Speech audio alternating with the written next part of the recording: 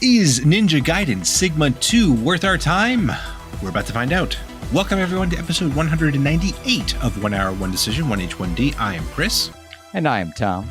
And we take 60 minutes and play a random game on Xbox Game Pass and decide, well, Tom, what's the Sigma for? Is it the Mega Man villain? Ooh, I don't think so, though. Not Capcom. Not Capcom, not at all. We are talking about Ninja Gaiden Sigma 2, developed by Koei Tecmo Games, and this game came out in September of 2009. Yes, it did. That's pretty old. Pretty old, even at the time of this recording. And I played this on the PC. It was a paltry 4.06 gigabytes on the PC. Tom, what about you? 4.33 gigabytes on the Series S.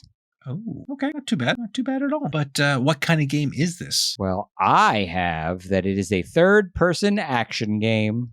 I put third-person beat 'em up. Yeah, I suppose it is. Yeah. I mean, it's not co-op, but it is. You're just beating this. Well, we'll get into the game loop. Let's get into that game loop then. What is that game loop, Tom? I have kill all the enemy ninja. Cutscene. Kill more ninja. Oh, okay. That makes sense. I put slice, poke, beat the stuffing out of your enemies to progress the story. Yes. Because Lots of ninja come at you. Oh. And you slice, poke, beat the stuffing out of them. You sure do. Or else you die. So there's that. There is that. And now we get into what we liked about that. You were dropped into actual gameplay like very quickly. Oh yeah. Surprisingly quickly. I thought there would be more preamble, and there really isn't. Yeah, I mean, I guess it was just kind of weird because there's this lady is just looking for Ryu, and then something happened. She gets attacked, and then you're like, "Hi, I'm Ryu, and I'm here to kick some butt," and then you do. So that's what you got to do. Like that's It's very fast paced. Oh yeah. Like you're learning new moves, I think, at a pretty good pace. Yep. Like I felt like I was always learning something. Yeah. Which is good because it helped keep combat from becoming very repetitive. Yeah. As they throw waves and waves of ninja at you. Oh yeah. I mean, it's not like crazy waves like Dynasty Warriors or something like that. No. But like you'll have like essentially like an arena, and they will throw a bunch of ninja at you. And yeah, like you said, I feel like you're learning, and the combat felt pretty good. You really feel like a ninja. You're just dashing around in places and slicing things. And speaking of slicing, there's dismemberment in this game. Heck yeah. Which was freaking awesome. It was so I don't remember the last time I played a game and there was dismemberment like this, because not only is it like you're decapitating, you're cutting off limbs, and then they'll still keep coming at you with their like missing body parts. Yeah. Like, I remember seeing this one guy who was like, I cut off one of his legs. He was like dragging himself towards me. I was like, what's going on? This is crazy. This is crazy. Yeah, I liked that a lot. Yeah, because it wasn't just like the game has tons of style, all right? Yeah. Like it's got all these really neat finishers. Oh, like your blood your sword gets covered in blood, and he like flicks the blood off the sword before sheathing it. Yep. I'm like, yeah, heck yeah. And I don't know, it just kind of oozes style, which is awesome. My God. Yeah. Yeah. I mean, it was like the whole thing about like having ninjas in modern times was just also like kind of cool too, because there's that kind of like that juxtaposition of like just still using like melee weapons in this like what looks like a very modern world. And it was just very cool. And like when you did kill someone and like you got them into like those particular finishers, it was like, oh man, I feel like such a badass. I feel like such a badass doing that. And it felt good. It does feel good, especially as they teach you some of the more advanced techniques. Yeah. Where it's like, oh, so if you lop off someone's arm, there is a fast way to finish them off. You don't have to keep chipping away at them and, Black Knight style, remove all of their arms and all of their legs, and they still keep coming at you. Right. You can, I think it's hold down Y on the controller, and it like does a finisher on. So if you've removed an arm, Yeah. They're just waiting for you to finish them off. It was pretty cool. And what else is pretty cool is the boss fights, which were ridiculous. Ridiculous boss fights too. This is peak like that era of game. Yeah. It's just like, oh my God, just so ridiculous, so over the top. I loved it. I'm just gushing over it. But yeah, it was just so cool. Like the first boss fight is literally a statue that just rises from the middle of the city and just starts stomping around. You're like, okay, I guess I'm fighting that. So it happens. And yeah, it's a little like being a Ghostbuster fighting a Stay Puft Marshmallow Man or something. Like, you're just a regular sized person and you are fighting a giant. Yes. Yeah. And I mean, on top of that, there was another, I know you mentioned this, but there was multiple boss battles that I encountered in my time. Yeah. We only sat down to play this for an hour, and I want to say at least 3, I think 4 boss battles occur. You know, you fight this giant thing, you fight this ninja that transforms into a monster. Yeah. You fight a bunch of like mid-boss type characters where they're unique enemies, all in the first hour. Yeah. I remember this game when it came out, the original Ninja Gaiden of this era, of the, I guess Xbox era. Yeah. It would have been the 360, I think. It would have been the original Ninja Gaiden 2 was a 360 title. Okay. But I meant like when they released Ninja Gaiden, the franchise again, post Nintendo and stuff like that. But like these games were really hard, and this game can be challenging. The funny thing is, because this game actually has a variety of difficulty settings. Yep. I ended up picking hero mode or something like that, which I guess I come to find out is basically like the baby mode or the easy mode in this. But it made I felt pretty good. Like I was still plodding along and doing some pretty badass stuff. So I was like, this felt good. I didn't feel like I wanted to smash my controller because I died to whatever it was. So I like that. I appreciated that. I appreciate that there was a lot of save points and all that stuff too. Yes. Plenty of manual places to save. It refills your health. There are a vendor shop thing where you can buy stuff. You're rewarded for exploring. Yeah. So if the logical path is, let's say up, and you see that stairs go down, there's something down at the bottom of the stairs. They didn't just put the ability to go downstairs for no reason. Yeah. So if you go downstairs, maybe you get a health potion or something like that. So. And the other thing is, I forgot to mention, the variety of weapons. Yeah. So you start off with the katana, but then you get a bow staff with like spikes at the or with like, I don't know, was it a staff? Did they call it a staff, or was it something else that they called it? It's like a spear, I guess. Yeah, it's like a double-sided spear, and it was just badass. That was really cool. I kept using that, and then I ended up getting the claws in my playthrough, which were cool, but like I thought my favorite was the spear. I remember the original Ninja Gaiden that they had nunchucks, which I thought was awesome. But we didn't get to that point. So that was cool. And also you can pick your costume. Yes. So like how we are right now, yes. you could pick the default black costume, or there's a white costume too. We did not plan this, by the way. This just happened to be one. Easier to keep an eye on your character if he's, effectively neon against the dark city background. Yeah. Which, gave me G.I. Joe, Storm Shadow, and Snake Eyes kind of vibe there. So That was cool. Very cool stuff. Anything else you wanted to bring up here, Tom? I think it felt good to me to finish the first chapter inside those 60 minutes. Yeah. It was a nice, logical, I felt like I made progress and I got to a good place, before my timer was up. So I appreciate whenever that happens. So I wanted to kind of call it out. Definitely. The game moves at a good pace where you really feel like you're getting stuff done. Yeah, agreed. It definitely was was nice to feel like I completed something in that hour. So good on them for giving us that little taste of what's to come. All right. So I guess now we're going to see what we didn't like. What left a bad taste in our mouth here, Tom? Well, I definitely think you can tell this game was made in 2009. It shows its age for sure in the visuals. but it also shows its age in some other places. Like the female lead character, her outfit is inappropriate for 2024. Yeah. The camera was driving me nuts. Yeah. That was the other boss battle, was fighting the camera. Yeah. Yeah. Sure. Like my view was constantly being blocked.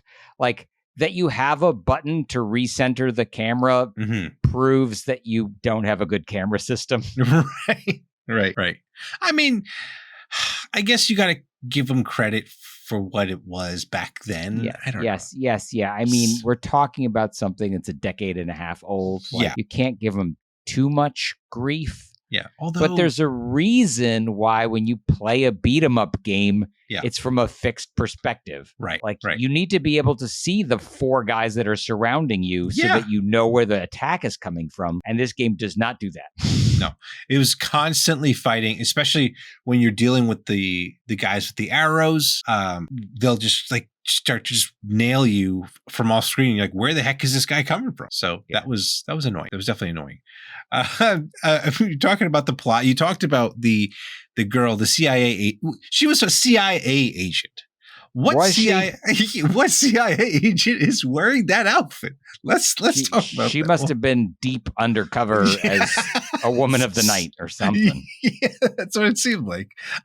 It was just like, okay, I guess we're going with that. I feel like this is the plot of like a Steven Seagal movie or something like that, because it was just, I don't know. You know what it feels like, Chris, now that you mention that? Yeah. It feels like a lot of like coin-op arcade games. Yeah. Like games that you would like, maybe a light gun shooter. Yeah. Or something like that. Like it's just like so cheesy and over the top and ridiculous. And maybe it's just the time. Maybe it was just the early 2000s and that's what everything was like. That's true. Oh yeah. I remember many quarters used with Time Crisis. Oh. Anyway, like the ridiculous part. I also thought it was just hilarious. Your character's name is Ryu Hayabusa, and then they cut to. I don't even understand why. Oh, maybe it was okay. I think I understand the plot now. But they cut to a fight scene, 2 other characters, and one of them uses the most like manliest of man Japanese names, Joe. I was like, wait, what? Joe Hayabusa. It was like, all right, I guess that's his name. We're gonna go with that. And it's like someone's just like, quick, I need a name. And it's like, Joe, cool, done. Let's move on with that. G.I. Joe. Yeah, maybe that's what it was. Okay. You talked about this too in your notes here, but the platforming element, some of it was just kind of frustrating. Yeah, I was constantly missing jumps, falling into like lower parts of the level, and then having to climb up a ladder or do a wall climb, and the camera obviously doesn't help there. Not helpful. What else I thought was not helpful was the block mechanic. I felt like it was just, I don't know if the timing was off or something. It just didn't feel sad. Like, being on the offense felt very good. Mm-hmm. But when it tells you, like the game constantly reminds you, hey, by the way, you should block. And it was like, I'm trying, I'm pressing the button. It like registers every so often. And it's like, I think later on, you learn that there's kind of like a parry system where you have to hit block and then the attack button at the same time, or I guess a counter system. But like it just didn't, I don't know, it just didn't work for me. I don't know how you felt about it. No, I agree. And I think part of it is I was probably blocking effectively the attacks that were coming at me straight on. Yeah. But when I'm ganged up on by 4 other dudes, like some of those attacks I'm not blocking. Like I might be holding the block button, but they're hitting me in the back of the head. Like my sword out in front of me is not blocking that attack. No. So maybe it's a little too realistic, even though it's so much of an arcade game. I don't know. Oh, yeah. Totally. It was just so ridiculous. I'm trying to remember, like the original Ninja Gaiden, I don't feel like had this ridiculous of a plot, but I could be wrong. I mean, I think it had probably one of the most iconic intros of like the Nintendo generation, with the two ninjas in the field and they run at each other. And then anyway, I don't need to bring that up anymore, but yes, that was, that was really cool. And then there's this one where it's just like, hey, here's a CIA agent girl in basically some dominatrix outfit that you need to save. I think I put down, I don't understand this plot. Yeah. Am I missing stuff? And I think while it does a great job of throwing you into the action quickly, maybe they could have used a little bit of a recap or something. Like, if the plot of Ninja Gaiden 1 is really important to the plot of Ninja Gaiden 2, or at least, you should know, like, you should tell me. Yeah. It just felt like, I don't know. I guess it didn't really matter because the point of the game is to just chop up ninja.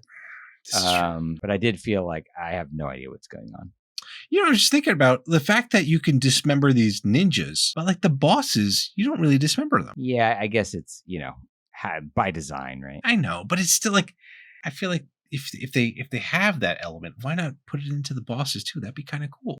Well, I mean, to be fair, that giant statue that you fight, it does break. If you whack on the left arm a whole bunch, it retracts the left arm, and now it only attacks with the right arm. Yeah. And then once you get past that stage, the next time you fight it, it is all damaged and beat up and stuff. So they're keeping track in a scripted way. That's the thing, though. It just didn't feel like I really made an impact on it. I mean, I did by depleting the bar, but it wasn't like, I hit him in this particular area, that's why he's missing an arm or something like that. So okay, but I get it. But okay, cool. Any other dislikes here, or shall we get to our other thoughts? Yeah, I didn't like staring at Ryu's butt the whole time. His outfit's ridiculous too. Like he's in leather. Oh yeah. And so he's got this shiny butt that you're staring at the whole time you're playing. So yeah, I mean, I guess if you wear the white costume, maybe it's not as obvious, but it's quite obvious in the default black. Right. Right. Yep. So, all right, cool. I have here, How Long to Beat says this game takes about 11 hours to complete the campaign. So, probably a weekend game. Yeah. Get that done, and then you're off to do the races or whatever. I did this is another game I did not check if you can play this on remotely. I'm pretty sure you can, though. I'll try to report back on that, but I'm pretty sure you can. What about you, Tom? Okay, so Ninja Gaiden Sigma 2, right? Mm-hmm. Sigma 2 is a PS3 port of Ninja Gaiden 2, which was originally for the 360. So that's where the Sigmas come in. Ninja Gaiden Sigma is a PS3 port of Ninja Gaiden, and Ninja Gaiden Sigma 2 is a PS3 port of Ninja Gaiden 2. So they are the same game, but quite a lot of changes involved. And here we go. So the changes include new, larger-scale boss battles, online co-op, which includes 3 playable characters, which are a group of ladies. Okay. There are fewer enemies. So imagine what it must have been like with more enemies on the 360 version. Okay. Revamped controls. So there's a whole bunch of changes to the controls, presumably to make them better or easier. Yeah. I don't know. The removal of gore. What? So there is no blood in the PS3 version. That's true, yeah. Like when you chop people's limbs and stuff off, they like do this like shadowy purple magic kind of effect on them. But he still has blood on. He still has blood on his sword. Still has blood on the sword. Guess they didn't want to remove that animation. Yeah. Changes to the weapons, so they added weapons to the list, and the reason that there are fewer enemies is because of the higher resolution graphics. So the PS3 at the time could look a lot prettier than the 360, but at the cost of the amount of stuff happening on the screen at one time. Interesting. So this is a port of a port. Yes. Of a, wow, okay. So the game was originally made for the 360, brought to the PlayStation 3 with changes made, then brought back to the Xbox ecosystem. Interesting. Very interesting. Wonky. Cool. All right. So I guess we need to get to our final decision here, Tom, don't we? Yes. All right. Well, are we going to keep this game on our respective hard drives, or are we going to Black Knight this and kick it off a cliff somewhere? It's only a flesh wound. I'm on the fence here. It's hard for me to decide because it's fast and it's fun to play. Yeah. And if I was judging it purely on those mechanics, I'd say, yes, definitely. I'm going to keep playing this. Yeah. But I'm not invested in the plot whatsoever. Yeah. And the camera is so darn annoying. Like, so I'm fighting against all these enemies and I'm fighting with the camera. Yeah. and I don't know what's going on. So I haven't removed it from my Xbox yet. Okay. It only takes up 4.33 gigabytes. But considering all the other games that we're playing and will continue to play, I'd be surprised if I finish this. But I'm not ready to remove it yet. Okay. For me, look, they don't really make games like this anymore. The ridiculous plot, it was just like I said, it just felt like watching a Steven Seagal movie or something. Just ridiculousness. And I'm here for it. I love it, even though the camera does want me to hate it. But like the fact that I have an easy mode so I can finish this game and not be frustrated. You know what? I'm going to keep it and see what the heck, where does this plot take me? Where does Ryu and Joe and the CIA girl go? And I'm here for it. So that's my thoughts. I'm sticking to it. So, and those are our thoughts. Let us know what you think of this game. Follow us and say hello on Twitter or Threads at TC1H1D. Shoot us an email at tc1h1d@outlook.com, or check out our next streams on Twitch, twitch.tv/1h1d. Check us out on YouTube, because you might be. And you know what? Put a comment down below. Should we just skip this Sigma one and just go back to the original, because that's for the tryhards. I'm not necessarily tryhard, but maybe that's the purest version of it. I don't know. That's all good and well, but you know what else is all good and well? 1H1D is part of that QTV network. And if you like any great gaming content, check it all out at quitthebuild.com/network. So yes, Chris. Yes. Now, Tom, we do need to find out what we're playing next. And what could it be? It's going to be told by the surprise me button. So here we go. Oh, a game also from way back when, Viva Pinata. I know about it, but like this game, never played it. No. Well, we are going to play it, and we're going to let you know our thoughts. So thank you so much, everyone, for tuning in to this episode, and we will catch you on the next one. Thanks, everybody.